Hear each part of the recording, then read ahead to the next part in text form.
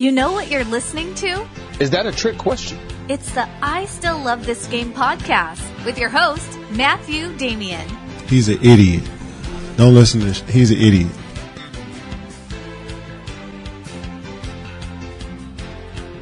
Hello and welcome to episode 95 of the I Still Love This Game podcast. And it's been a while since I've been able to sit down and go through my inboxes and go through the direct messages or the messages I get on Facebook or whatever, and really answer questions about the contemporary NBA. I get a lot of questions, and I guess this isn't surprising, but a lot of the questions are historical questions. And I love those questions, I really do, because I like watching the old stuff better than I like watching the new stuff, to be totally honest with you.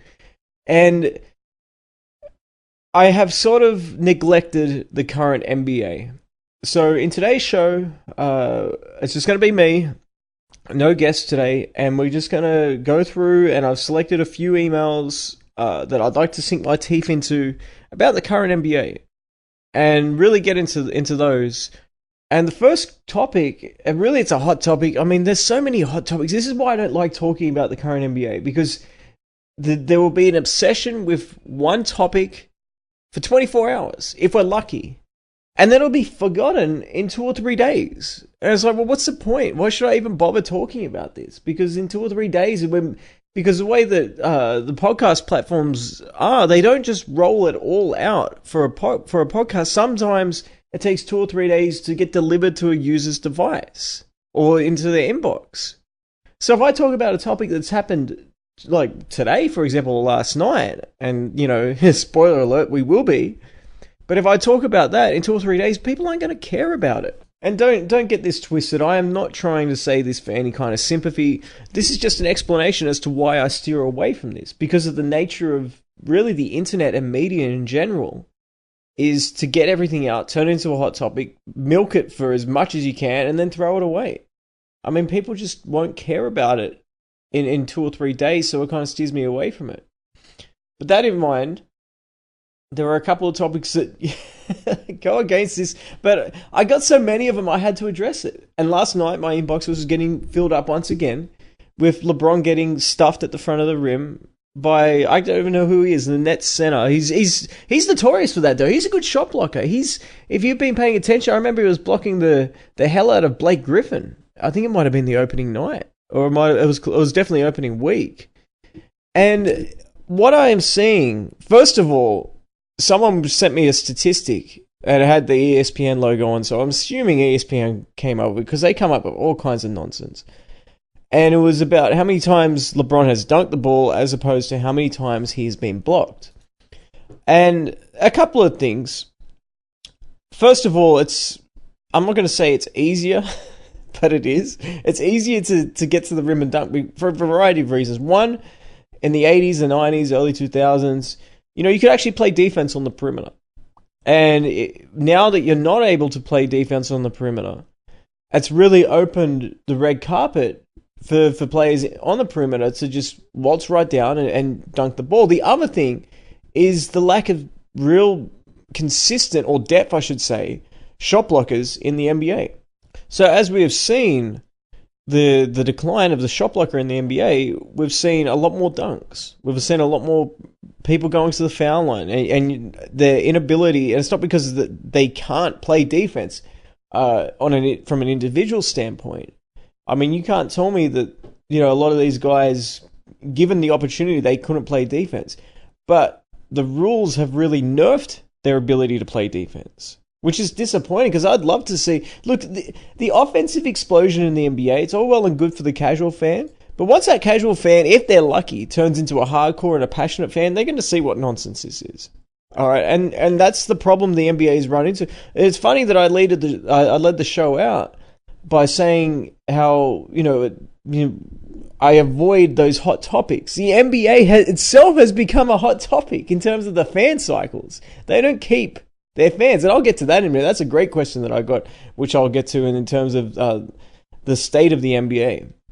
But getting back to LeBron, yeah, he got blocked. And that stat, though, I don't think it's 1,800 or whatever it is. It kind of reminds me of the song in The Office, 1,846,000 minutes, whatever that was, right? I know it's a wedding song because I just went to a wedding and they played it, and I was like, oh wow, that's from The Office. But no, it actually was the Office stole that and then twisted it around, which is good fun, right? Anyway, back to I will get my point out eventually, but the point I wanted to make is whatever insane percentage of LeBron dunks to blocks, it's not right based off that that meme that's circulating, that statistic that's circulating. Because if you remember, I'm not sure if you guys remember that play. You should remember it though. It's the one where Dwayne Wade absolutely humiliated Anderson Varejao. It was a game that the Cavs and the Heat played, and it was a game that in the post game, this is when LeBron was on the Cavs the first time, and LeBron said, oh, I'm going to change my jersey number at the end of the season from 23 to 6. And we all know why he did that. It's because the Heat had already retired Michael Jordan's number 23, even though he never played for them. But still, Pat Riley said no member of the Miami Heat will ever wear number 23. So LeBron obviously wears number 23, and he wanted to come to Miami. That's when you know how far back that whole planning took place between Wade and LeBron and Chris Bosh. Anyway, in that game, Dwayne Wade, vicious dunk over the top of Anderson Varejao. Reggie Miller was at courtside, and he said, welcome to your Kodak moment, Anderson Varejao. He stepped over the top of him, just like Scottie Pippen stepped over the top of Patrick Ewing. It was savage, right? But the play that actually ignited that was LeBron James trying to dunk on Jermaine ONeal, who was a member of the Miami Heat. And that's not on the list. There's a block from 2006 from Jermaine ONeal on LeBron James. But for some reason, they don't put it on that one. Now, the point that I'm making, I'm not saying it shouldn't be 11 instead of 10 or whatever. I don't care about that. Well, I mean, one more isn't going to... But I remember that specifically because when I saw that play... Of course, I remember the Dwayne Wade play. I also remember Jermaine ONeal blocking him at the front of the rim. So, and they missed that. So how many else have they missed? I'm just putting it out there. How many more? That doesn't even matter. This is what pisses me off about this. It doesn't matter. I mean, who cares if he's... What difference does it truly make if he gets blocked or if he just misses it? Is it somehow better? Of course it's not. So why do they come up with this idiotic stat? Is it to try and improve it? If LeBron had dunked it, would they have come up with that stat? No, they're trying to defend this idiot again. And the sad thing is he doesn't need defending.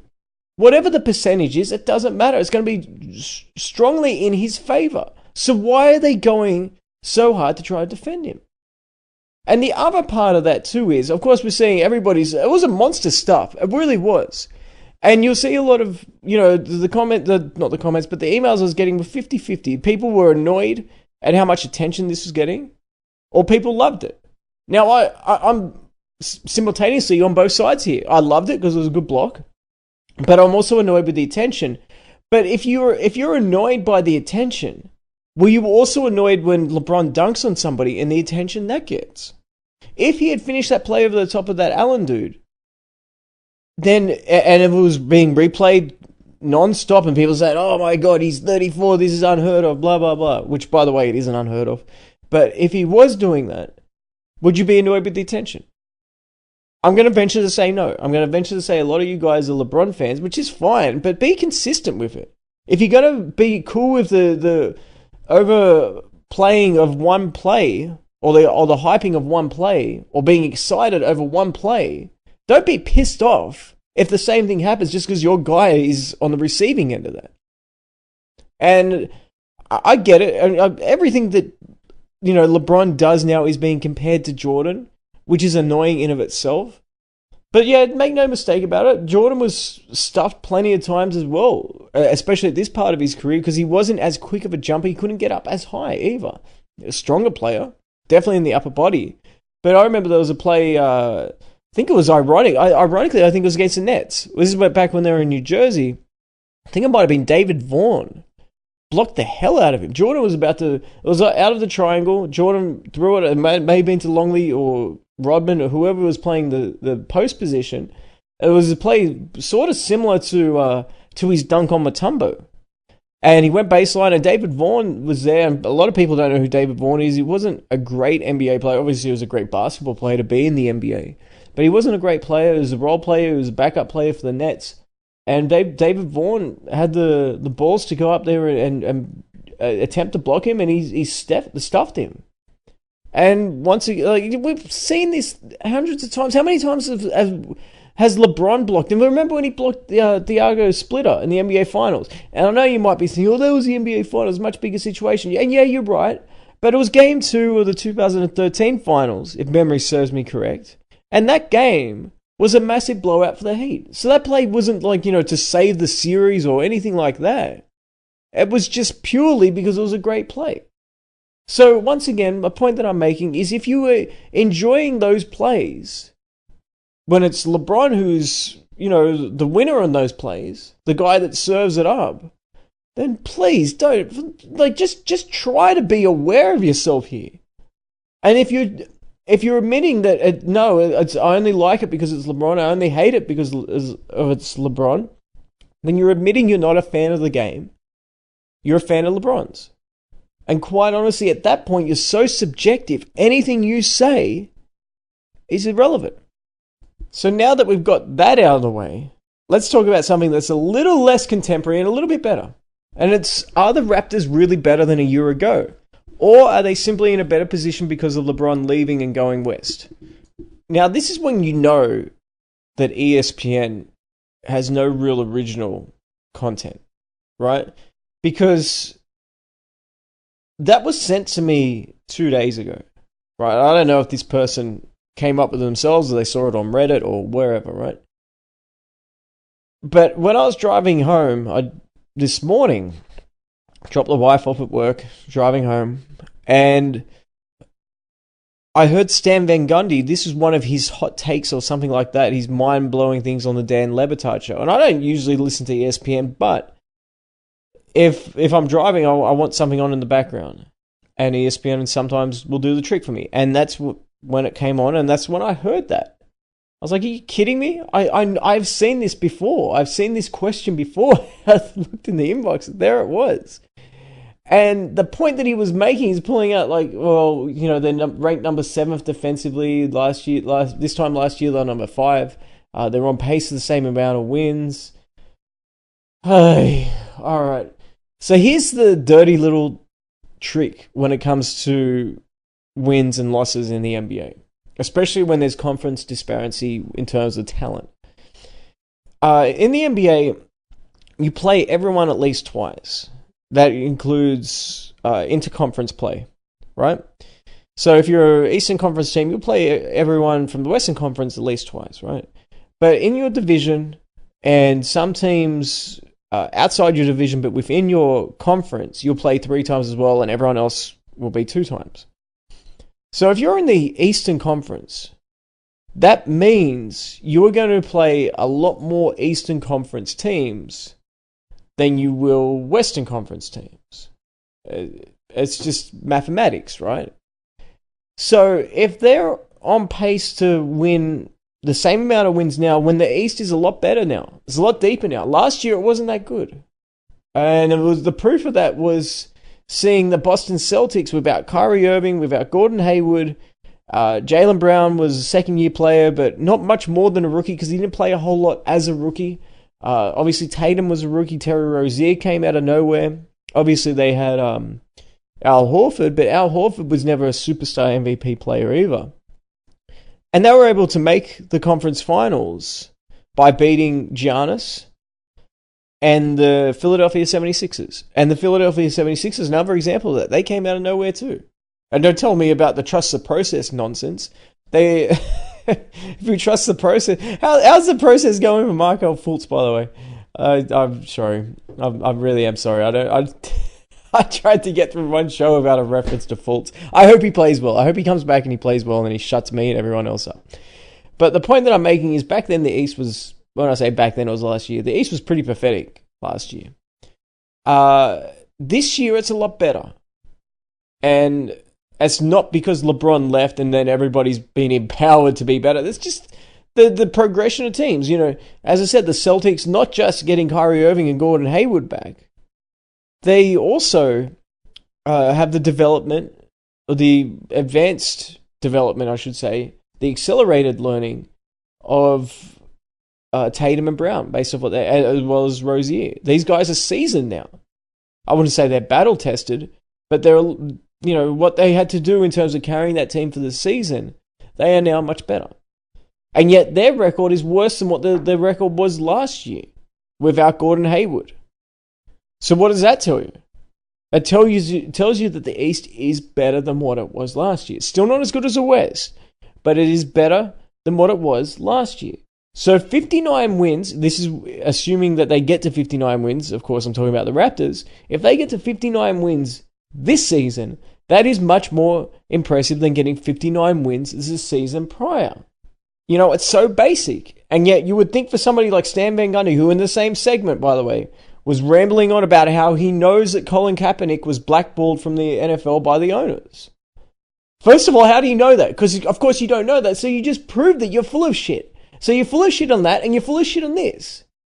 Any legitimacy that you had is out the window. You may as well be one of these LeBron fanboys talking about LeBron being treated harshly. No, it's just in your mind, man. It's just in your mind. He's not being treated harshly. He's being held to the same standard. Anyway, back to the Raptors. Look, they are head and shoulders above what they were last year. Because from a lot of games, they have played without Kawhi Leonard. So essentially, the roster upgrade that they did, obviously Kawhi Leonard is better than DeMar DeRozan. I think we would all agree on that. So even with the loss of DeMar DeRozan, and when Kawhi Leonard is not playing, they're playing better still. They're playing with an intensity, they're playing... And I know it's just the regular season, so I don't want to get too heavily invested, especially with this franchise, but they are playing with a purpose, and they are motivated. And look, there's no guarantee that Kawhi Leonard will be back next season. So this might be the end of their championship window. At least in their minds, they've got to think that way. They have to go all in this season, because what happens if they get back to the conference finals, and they lose in 5 games to Boston or Philly or Indiana or whoever, Milwaukee maybe? If they lose that again, and then Kawhi Leonard goes to wherever, then where are they then? That was their last chance. So they know that. And they are pushing for it now. And they're playing very well. There is no doubt in my mind they are so far ahead of where they were last year because they actually play with confidence. And what Kawhi Leonard does defensively cannot be understated. Because DeMar DeRozan was not a quality defender. And this is important, right?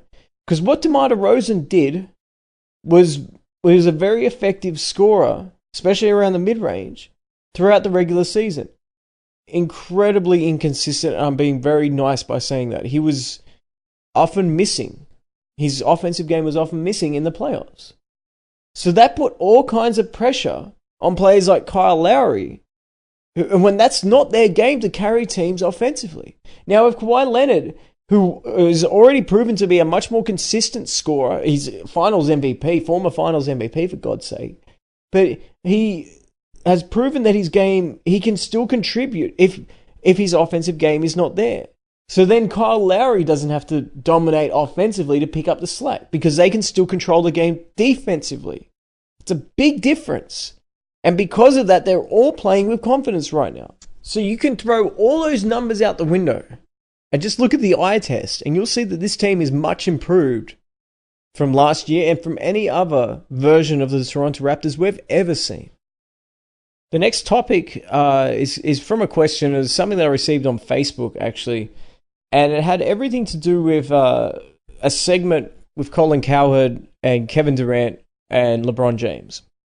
And I'm sure you guys have heard it, because I heard this too, and I didn't see this segment because I don't watch that shit, man. I don't watch that garbage. But I had to watch this because I had to include it because I wanted to respond to it. And the title was Kevin Durant will never be better than LeBron. I mean, how do we know? How do we know? Who is making this stuff up? Like, why is it that no, he's not going to... Doesn't that just epitomize the mindset of LeBron James fans? They have it set in their mind no matter what happens. So you're telling me that if Kevin Durant goes to New York City and wins 5 straight NBA titles, that he would not be better, of course, being the leading act, he would not be better than LeBron James. You tell me if he did that and then eclipsed LeBron, because LeBron's going to be right up there with Kareem and Karl Malone as the top scorers in NBA history, eclipsed LeBron and those other guys and became the all-time leading scorer, and he would have, 7 championships, probably a boatload of MVPs at that point too, that he would not eclipse LeBron James? And who's to say that will never happen? That's 100% never happen. The only one that can guarantee that never happening is God. And these guys are not God. I'm not a Kevin Durant fan. But I'm saying that it's not set in stone that he will not pass LeBron. He's better than LeBron James right now.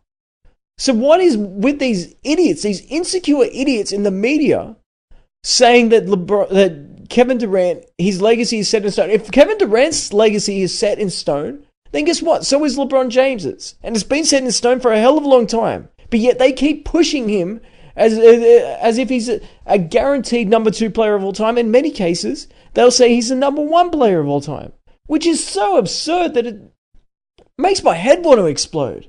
He's not even top 5 anymore. He keeps going backwards because he doesn't play a lick of defense. Guess what? There's 2 sides of the basketball. There's offense and there's defense. I don't care about your turnover percentage. I don't care about your assist to turnovers. I don't care about your rebounding. I don't care about any of that stuff. You know what I care about?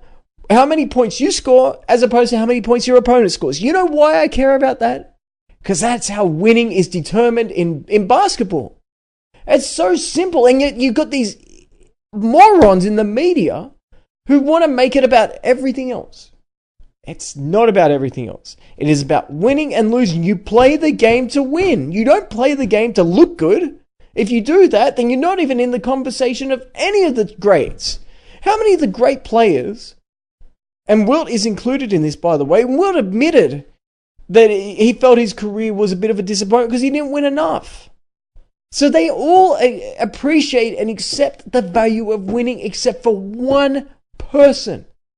Because they want him to be considered the greatest so badly that they are willing to, sacrifice the integrity of basketball in order to make him the greatest player. This is why I say the game will be better when he goes. Please leave. It will be better when you go. And for me to say that about a top 10 player of all time, it shows how toxic he really is. Anyway, back to the video. Now, this idiot Colin Cowherd, I don't know why people like him. I truly don't know. I don't know why you send me this up. Probably it's because it gets me fired up. Last week, Kevin Durant mentioned that when people come over to his house, he makes them watch videos, or footage, of Jordan, Kobe, and Kyrie Irving. And the reason he said that, he said, look at their body control. And you know what, I'll admit, it's an interesting list, but not when you look at their actual body control and their ability to finish around the basket. One of the underrated things about Jordan's game was his ability to finish around the basket. I just don't mean dunking over the top of people. He had that ability too, but the ability to come up on the other side of the basket and use the rim as protection so he could reverse layup or hang in the air, and he had those huge hands, and he always put the ball very softly on the rim so it had a chance of just rolling in. Of course, using backspin and all that stuff. So I'll agree on surface if you're saying that this is an interesting top 3 players of all time, which is what Colin Cowherd was saying. It's an odd list to have, but that's not what he was saying. He was saying that these guys, their body control is a thing of beauty. So he wasn't saying that these guys are the top 3 players of all time, or that's his top 3 players of all time. And the fact that he actually came to that conclusion shows how zombie-like they actually are. If you don't mention LeBron James's name alongside Michael Jordan, it's an insult. If you compare, and I know firsthand this, I made a comparison of Magic Johnson to LeBron James. And the amount of backlash that I got, and I enjoyed it thoroughly, but it was eye-opening because to me, Magic Johnson is the 3rd greatest player of all time, behind Jordan and behind Wilt. And I wouldn't argue too hard against not only him being number 2, but maybe even being number 1. Because of the way that he could mold his game, and he was always a winner. If he could mold his game and fit alongside his teammates, regardless of what his teammates were and what their strengths were. That's very rare to do. So my point that I'm making is when I made that comparison, people were so upset. What does that tell you? They have been brainwashed into thinking that the only conversation that is worthy of for LeBron is whether he's better than Jordan or not. Bullshit. Absolute bullshit. He is, honestly, he's closer to Kobe. And people say that Kobe's barely top 10. He's closer to Kobe than he is Jordan. And, you know, if I'm starting a team, which is my criteria, by the way, of ranking players, is if I've got a choice, who am I going to take to start a team? Is it between this guy or this guy? If I'm starting a team and it's between Kobe or LeBron, I'm going Kobe every single time. And honestly, that's a topic for another day. But right now, that's the way that I stand with it. And I never thought I'd say this, especially after the Shaq and Kobe situation really blew up. But there's so much less drama associated with Kobe. At the end of the day, Kobe wanted to win more than anything else. LeBron doesn't give a you know what about winning. He really doesn't. It would be nice. I mean, he's not going to turn down winning. But if he can look good and lose, he will take that rather than looking somewhat mediocre and win. And that is not me talking out of my ass, by the way. Just look at the 2017 NBA Finals. That is when I really turned off him. Because 2016, he looked fantastic. I had him in the top 4 of all time. I had him on the Mount Rushmore. He was right up there. And then what happened in 2017? The rematch. All right, Kevin Durant's there, right? In Golden State now. But let's not forget the firepower that was around LeBron. They brought in Kyle Korver. And I'm not saying Kyle Korver's as good as Kevin Durant.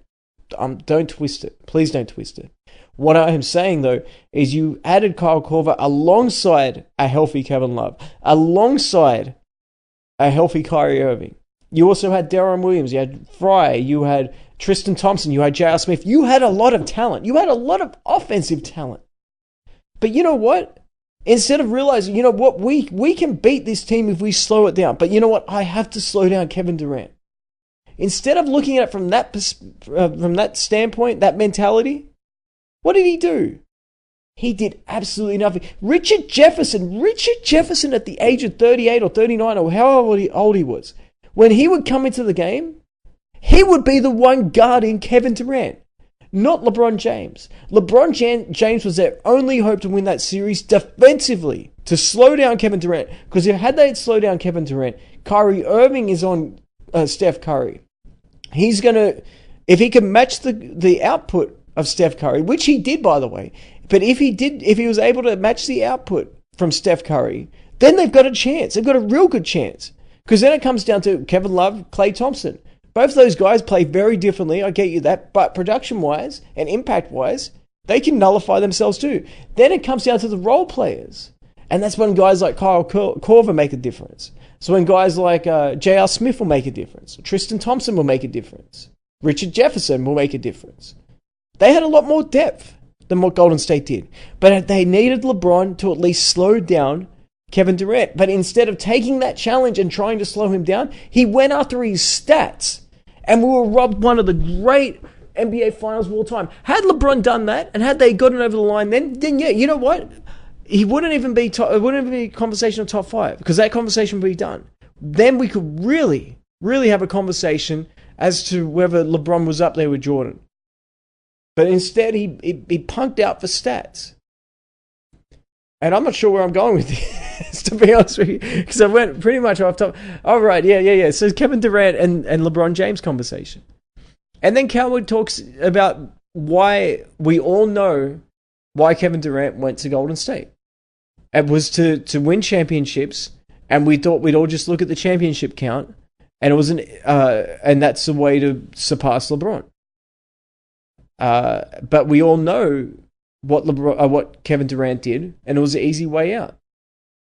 So why is it then? Look, that's understandable. I can get that. I can acknowledge that. But if we're going to accept that that Kevin Durant's titles in Golden State are worth a little bit less because of the talent that he's alongside, then so you can say the exact same thing for LeBron James titles in Miami. That was, look, just because they failed in terms of completely shutting down the league. And what I mean by that is they were only 50% in the finals. They only won championships 2 out of 4 years, where Golden State's won it in back-to-back years with their super team. But just because they were unsuccessful, that doesn't give him points. That doesn't give LeBron James points because they weren't as successful. Only in the moronic minds of LeBron James supporters and lovers and worshippers will they have you believe, and they will actually believe this themselves, that winning is superior to losing. It blows my mind. It blows my mind, the lack of self-awareness and the contradictions. I don't know why it works me up so much. I think about how ridiculous that is. Now think about that for a second. It's a team game where the end result is winning or losing. Why do you play then? You play because you want to win. You should have a competitive fire within yourself to try to win the game. And yet to them, it's not about winning. It's about how can it possibly fit their agenda. And the fact that they will now tell you to your face that they didn't have a super team. They didn't have a super team in Miami. Oh my. Oh, how it changes. How it absolutely changes. Well, if that's the case, then why do they try to justify him going to Miami? It was a good business decision, right? Or a good career move. Wow, how was it then? Make your mind up. Can't be both. Oh, yeah. All right. So, look, I mentioned this halfway through the first segment. And the first question, I should say, and it's not a TV show. But the first question, I was talking about the state of the NBA. And the thing about the NBA that always strikes me is they talk about how popular it is. It's not that popular here. And I kind of fell for this too when I was in Australia. I always thought that the NBA, I know that, because in my mind, of course, the peak popularity for any sport is towards the playoffs. And when the NBA starts to kick it into high gear, especially around this time of the year, that's when the NFL playoffs are about to begin. And that's really, I could appreciate that there was a difference in terms of attention for football than there is for basketball. But I've been to a few games here, and what really started to open my eyes was when the Cavs had just won in 2016.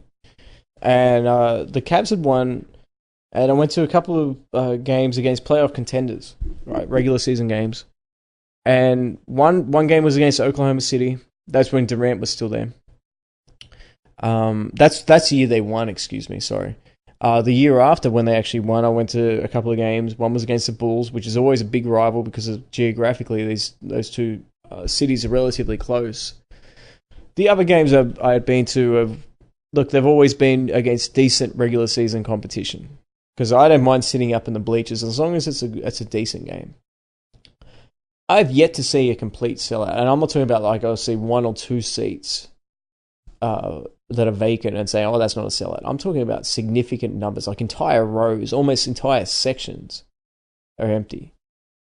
And we keep hearing about the numbers being better for the NBA. You see the cap going up and things of that nature. And internationally, I'm sure it does pretty well, but it's all a lie. It's all a lie. And the reason I say it's all a lie is because anyone can inflate their own numbers to make themselves look bigger than they actually are, especially to an overseas audience. And I would argue that the NBA is more of an international league than it is even a domestic league in the United States. It's people. Look, at the end of the day, right? All you've got to do is look. Are they selling out their arenas? And in 2016 and 2017, when the Cavs just brought LeBron back, they just won their very first title. They weren't selling out their arena against quality competition. You know, there was thousands of empty seats there. And I don't care. I do not care what the numbers say. I know what I saw with my own eyes. And there have been plenty of videos. I mean, there's a Twitter or an Instagram account called Empty Seats. And people go to arenas when they're there and they take the pictures of the empty seats and the empty sections and they send it to that handle and then they retweet it or repost it. And you'll see that I'm not making this stuff up. And in addition to that, if this league was if they're swimming in money, why do they, one, have to have advertising on jerseys? Like, I don't care. I really don't care that they put advertising on jerseys. But what irritates me is the lies and the deceptive practice of it, because they're saying that we're so rich, the league's never been in a better position, but yet we have to put jerseys, we have to put advertising on jerseys. And all right, okay, let's assume that it's completely harmless. Why is it that so many teams don't have advertising then? Because they can't find sponsors. Nobody actually wants to advertise on them. Why is that? Think about that for a minute. Just stop and think about it. If the league was so popular, you'd think they would have hundreds, if not thousands, of sponsors that would want to advertise on jerseys. But yet only about, when it first came out, about half of the teams had advertising, and I would say probably about 60%, 66% have it now.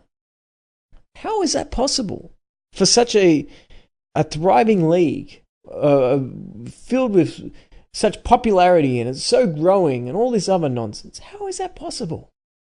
That's not possible because it's a load of crap. We've been told that the league's never been in better shape. It reminds me of Facebook, because I've had to do a lot of advertising or deal with a lot of advertising with Facebook, and Facebook is going to get in a lot of trouble for this at some point. But they purposely mislead and manipulate their numbers to make it look like they're a much better advertising source or platform, than other areas, traditional media. And they'll say that, for $200 you can reach a video to 10,000 people. And they'll get one or two people engaging in it. And it doesn't make sense, because this is all targeted stuff too. You find the demographic and the location and whatever, and you should be able, if you're reaching 10,000 of those of that specific of an audience, it's because they use bots. That company itself uses bots itself to inflate all that stuff. So it reminds me of Facebook in that regards. It will be a successful company, but they've gotten into this situation where they want to always continually fudge their numbers to say that their numbers are better than they actually are. They're not. I've been to the games. They're not. No one cares about the NBA here. No one really does. I mean, when I say that, I mean in relation to, relatively speaking, and when you compare it to football, no, it's nowhere near, even baseball, it's nowhere near as popular. When I go for a drive somewhere at night, I live pretty close to Detroit, but I'm in Ohio, so, there's two locations that are pretty basketball, NBA heavy areas. You got the Pistons, you got the Cavs. I'm not too far away from Indiana or Chicago either. So when you think about it from that standpoint, if the NBA was so bloody popular, there'd be an unquenchable thirst for content for the NBA. But yet when I go for a drive somewhere and their games are on, I can't find a radio broadcast. I can find a radio broadcast to college basketball. I can find radio broadcasts to the NFL, to college football. Easy. There's no shortage of those. But I can't find anything in regards to the NBA. It's because it's not that popular. It's, quite honestly, I'd be surprised if it's that far ahead of the NHL domestically. Of course, internationally it's different. But domestically, I'd be surprised if it's that far ahead of the NHL. And I'm not saying that gleefully. I'm saying that they need to fix it. The product is for years, and when you talk to people about it, they might, oh yeah, I was a fan when Kobe and Shaq were playing, or I was a fan when Jordan was playing, or they'll throw names at you, Magic Johnson, Larry Bird, because the competition was great then. That's what I was talking about before, where people, they love to see the competition, they love to see they love to see the top talent really compete, and that's why when LeBron went to Miami, that caused such a reaction to it. Because no longer were we seeing the top tier players competing. We were seeing them team up They were taking the easy route. And that was really the first time we had seen that. We had seen super teams before, but they were formed via trades and usually players towards the end of their career, not just entering their primes. And I'm not talking about Dwayne Wade. Obviously, he was still on the latter end of his prime, but I'm talking about, obviously, LeBron James. He was just really entering his prime. So, I mean, there's just no interest here for this stuff.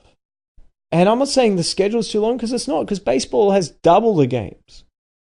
But baseball players compete. Football players compete. Basketball players, they protect themselves. They protect their image. And that's all well and good for themselves, but the game struggles them. Because like I was saying about LeBron before, where people become fans of LeBron as over the game, people aren't fans of the game anymore.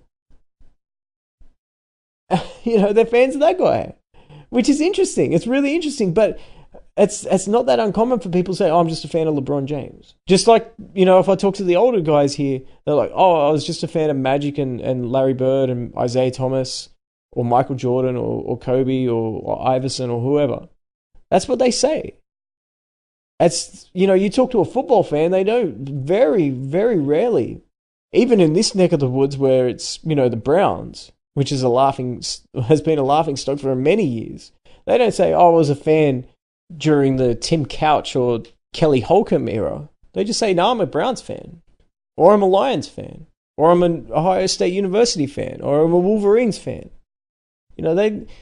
Basketball has put themselves into a very dangerous situation in 5 or 10 years because they've created a cycle of just catering to casual fans and not really producing hardcore fans. And it's going to catch up to them. It'll be quicker than you think, because at some point they're going to have to, fess up and admit that they've been lying about the numbers. And it's probably going to hit maybe in the next lockout. No, I shouldn't say lockout because there's no guarantee of that. But the next time the CBA expires and the players are going to be wanting more, if you can believe that. And how are they going to generate it now? Because if ticket sales aren't there and, they're not going to get magical sponsorship dollars for advertising on jerseys. I mean, just look at the WNBA. I mean, I know I sort of talked about that as much as I wanted to, but the NBA has been subsidizing that for years. Right, and it's meant to be at a cost of $12 million on average per year from the NBA to keep the WNBA alive. Now, if the NBA was in such good shape, if it really was, then couldn't they just cut them a check for $20 million or $25 million? I mean, what is that to such a billion-dollar entity like the NBA? At least to save face, not to keep the WNBA alive, but just to make the NBA look, if they are really that rich, if they're really swimming in all that money, wouldn't they be able to do that? I don't know. The league has a competition problem. It has an integrity problem. It has a fan problem. And all they can do is circle themselves around drama in order to generate interest. At some point, it just doesn't. People just don't care. And that's a reason why they have to resort to, the tactics that they do in the media. We're now at 43 minutes into the podcast, and I've gotten through about half of the topics that I wanted to take on.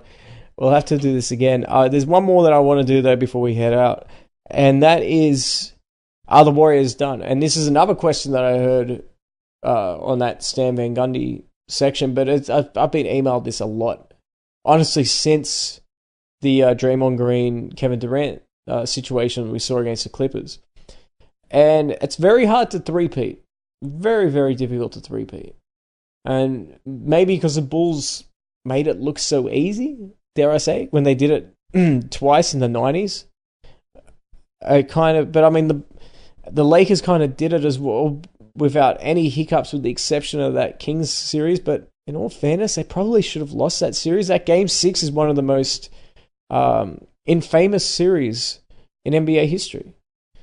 And now we're starting to see the implosion of the Warriors. And I'm not even talking about what we're seeing in terms of Kevin Durant and Draymond Green, I mean, that's done now, right? You can't go back on that. But what we are starting to see, and Barkley talks about this a lot. I've heard him talk about this, and he says after the Suns made the finals in '93, and they weren't even a championship team, let alone a multiple-time championship team. But after they made the finals in '93, everyone wanted a commercial. Everyone wanted the spotlight. And it sort of started to eat away at the fabric of that team. And maybe, just maybe, it's starting to catch up with the Warriors. I don't think, and I said this before the season, I don't think Steve Kerr is a good coach. Hell, I've been saying that before they even won their first title. I think he's a bit clueless. I think he's a good Popovich clone in terms of he's a good manipulator. He knows how to talk to players and how to make them think that he's on their side. But that only goes so far.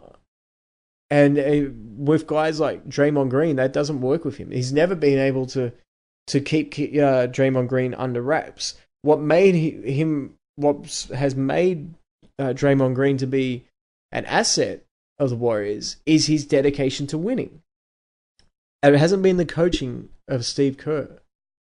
The other guys, I don't want to get into this whole alpha beta thing because, yeah, certain players are alpha or whatever, but look, if you're a scorer and you've made the NBA, you've got to have alpha at some point. You've got to have that alpha DNA in you. This isn't like pickup basketball. You know, all these guys are great players.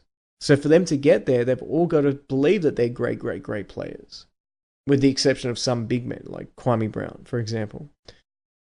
Now, the point I wanted to make about the Warriors, it's still very, very early. The West really hasn't taken shape yet.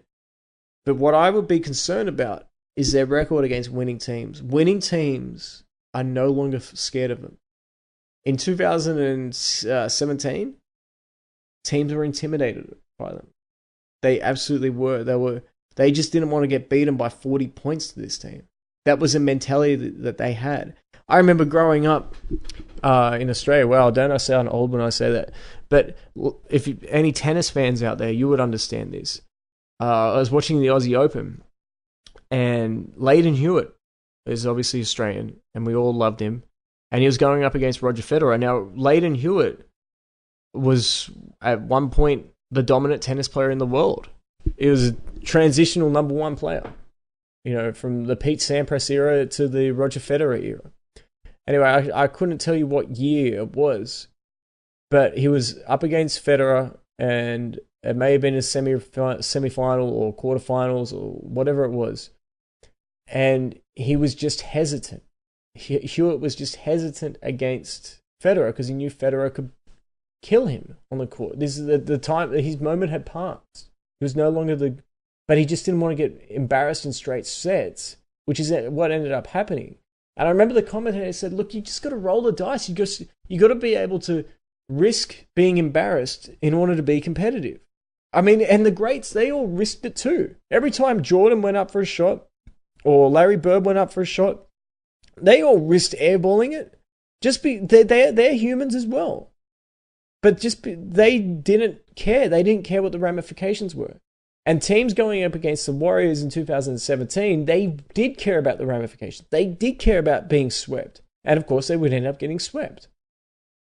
Now, the point that I'm making is teams aren't afraid of them now. And this is why it was such a huge thing when the Rockets, even though the Rockets didn't beat them, but they proved that they should have beaten them. They can beat them. They can be competitive with them. And they were up 3-2. And I think a lot of teams saw that, and they were like, wow, you know, they're not that good. They have holes in the game. If we can be physical on the perimeter and control the glass and control the pace, we can beat them. And I think that's what we're seeing now. Teams have no fear. Now, the other side of that, obviously, is there has been some injury concerns for the Warriors, and we haven't really seen them. I'm not talking about DeMarcus Cousins either, but that will be interesting when he comes back too. But once we see them all consistently play together, you know, they've still got holes though. There's absolutely got holes up front. So I did not pick the Warriors to win the title this year, and I did not do that to, you know, for headlines. Believe I'm not that popular. But people laughed at me when I said that I don't think they'll win the title. That being said, I'm a bit of an idiot too, because I also went with the Rockets to beat them this year. I don't think the Rockets have much of a chance this year either. And you can't blame Carmelo Anthony anymore because he's not on the team anymore. They've had plenty of time to correct that. Regardless, that's all we got time for today. 50 minutes. Wow. Now I can remember why I was hesitant to do these podcast episodes by myself. Great questions once again. I thank you all. We'll get another episode in probably just after Christmas. What is it? It's the 19th. So that will be a historical one, something that I can just record during the week and then post around the Christmas time. I hope you guys all have a very, very merry and safe Christmas. If you're drinking, please do the right thing and drive responsibly. Enjoy the time with your family as well. Enjoy the games. I don't even know who's playing this Christmas, which is kind of disappointing. I thought, look, I love the NBA. I really do. Don't get me wrong. I truly love it. But I thought that once I'd be over here, that being in Australia, I thought I was somewhat isolated from the NBA. But the fact of the matter is, the NBA in Australia has a lot more passionate fans than they are over here. And that is eye-opening to me. That really is. But hopefully it'll pick up after Christmas and people get more into it. But if it doesn't, well, I guess I'll turn this into a football podcast and we'll talk some football. Some high school football. I'm just kidding, guys. Anyway, thanks so much for listening. And as I said, have a safe and happy holidays. Have hopefully some good drinks, good times around Christmas and New Year's. And we'll catch up soon.